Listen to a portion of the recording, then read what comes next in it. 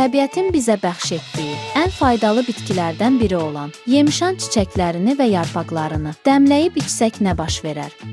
Yemişan qədimdə ürək və damar sağlamlığı üçün istifadə olunub. Onun çiçəkləri və yarpaqları qan dövranını tənzimləyir, ürək əzələsini möhkəmləndirir və təzyiqi normallaşdırmağa kömək edir. Sinir sistemini sakitləşdirir, gərginliyi azaldır. Yuxusuzluq və stres zamanı çox yaxşı təsir edir. Qan damarlarını genişləndirərək ürək döyüntülərini sabitləşdirir. Ürək bulanması, baş gicəllənməsi kimi hallarda birbaşa kömək edir. Qandakı xolesterini azaldır. Damarların elastikliyini artırır. İnfarkt və insult riskini azaldır. Orqanizmi toksinlərdən təmizləyir, qanı saflaşdırır. Bədəni gümrah və enerjili saxlayır. Bunun üçün yemişanın çiçəyi və yarpağından çay hazırlanmalıdır. 1-2 çay qaşığı quru yemişan yarpağı və çiçəyini bir stəkan qaynar suya töküb 10 dəqiqə dəmləmək kifayətdir. Bu çayı gündə 1-2 dəfə içmək orqanizmi yeniləyir. Amma diqqətli olunmalı məqam isə hamilə qadınlar və təzyiqi çox aşağı olan insanlar yemişan çiçəyi və yarpaqlarından istifadə etməzdən əvvəl həkimlə məsləhətləşməlidirlər.